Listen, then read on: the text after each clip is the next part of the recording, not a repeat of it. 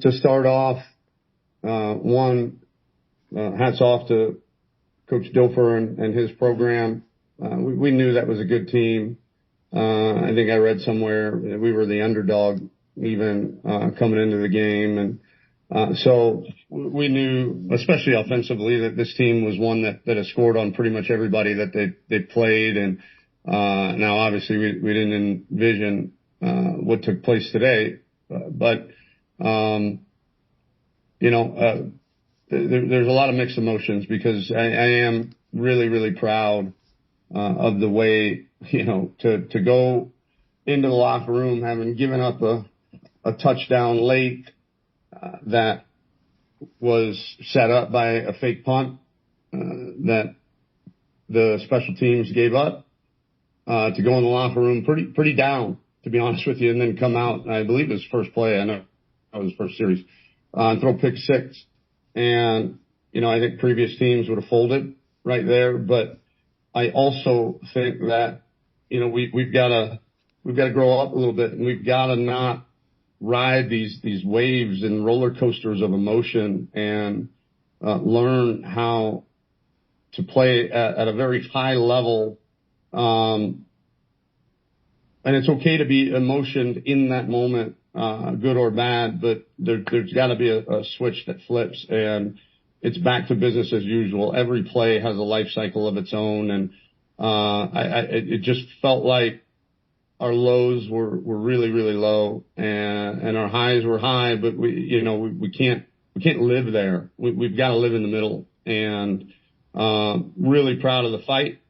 Obviously we're not going to win our conference championship, but to be one of 5 teams with just 4 games left that had a chance to, speaks to the fight in these guys. But I think we know, we let one get away today, that, we gotta, I don't know, I've got to do a better job communicating. This is a really good football team coming off a bye week that was kind of hitting their stride a little bit, even though the record may say otherwise. Us as coaches have been doing this a long time, and a team on the rise when you see it, and they were definitely that, and we were certainly banged up defensively, and that showed as well. But we've still got a lot to play for. The last I checked, we hadn't had a winning season around here in a long time. And we've got a chance to go 1-0 against East Carolina, and also take one step closer to continuing our season with some postseason play that will allow us to continue to grow, and maybe even some of these trusted leaders like Armani Adams, give them one more chance to play for the Owls. Coach obviously had to address that last drive to either go for it or punt. And the last drive, what's going through your head, and how do you look back on it right now, on the decision? I look back on it like every decision you make as a head coach, that the outcome's either going to be good or bad. And, the good ones don't get talked about a whole lot. But the ones that don't work out, I think, again, guys, we dropped the punt on the 9-yard line. We weren't playing very good defense, and unfortunately we had a 15-yard penalty and couldn't, get them off the field defensively. And, if I had to do it over again, I don't know what I would have done, because I know how they were playing the run, in those last 2 drives, and running the football would have been tough. But I also know what I saw in 3rd and 2 as well. And, felt like if we got a good punt, then, who knows? They could be in 2-minute mode, and you get the ball right back with good field position. So a lot of things could have happened differently there that would have made that decision a non-talking point. But the fact is that it did. I know in that moment, because of the way they were defending the run, because of how we were playing defensively, and because I did feel like we had, quite a bit of momentum coming back to take the lead and even be tied with a minute and whatever left, that, if we'd have got that game into overtime, felt confident that we would have a great chance to win, and also felt like, there was a good chance we got the ball back. Coach, you said at the Monday presser that the defense was made up of basically right now intact with bubble gum and duct tape. So after a rocky first half of defense in this game, what adjustments did you guys make coming out in the second half? Not a whole lot. I mean, the adjustments there weren't, and that's what I told our guys at halftime. There's no secret plays. We're not fitting some of these runs right. We're not covering the right people. We've just got to execute the scheme that is called. And I thought our defense, up until the last two drives did a really good job of that in the second half. And, we just couldn't hang on there at the end.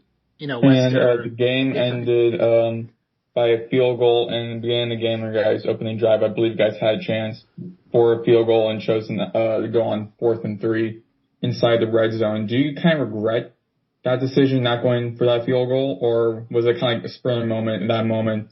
Let's just do this, and didn't expect it. No, yeah, I think in times like that, you kind of you go with what the percentages tell you to, and the percentages factor in who you are, who your opponent is, the weather, the time of day. I mean, every data point you can put in said to go for it there. So we're not ones to, hit on 16 when the dealer's showing a 5. It doesn't make a whole lot of sense when everything mathematically tells you to do it. And so, no, I don't regret it. In a 40 to 40 something game, I think, when points are really, really, really, being able to have a lot of them. I don't know if I'm saying that right, but, the opportunity to have a chance to stay on the field, to get 7 points, versus, attempting a field goal with your backup kicker, seemed certainly like the right thing to do, as, all of the analytics would say that as well. Obviously, you have to talk about LeJohntay Wester, 219 receiving yards, 4 total touchdowns, both career highs for him. How do you evaluate his performance today, and, how he can keep building up on that moving forward? Yeah, I mean, he's the gas that makes our engine go on offense. And, I'm continued to be marveled by, Coach Fry being able to manufacture ways to get him not double teamed. And then, our guys around him, I thought, played well today too. So, he's really good, guys. And, I'm sure I'm not giving away any trade secrets. We're going to keep trying to find him the ball against East Carolina and whoever we play after that, because he is that good and that explosive, and we're going to continue to ride him on that side of the ball as much as we can. And Kobe Lewis got plenty of snaps towards the second half with McCammon getting hurt a little bit. How would you describe McCammon's status after this game?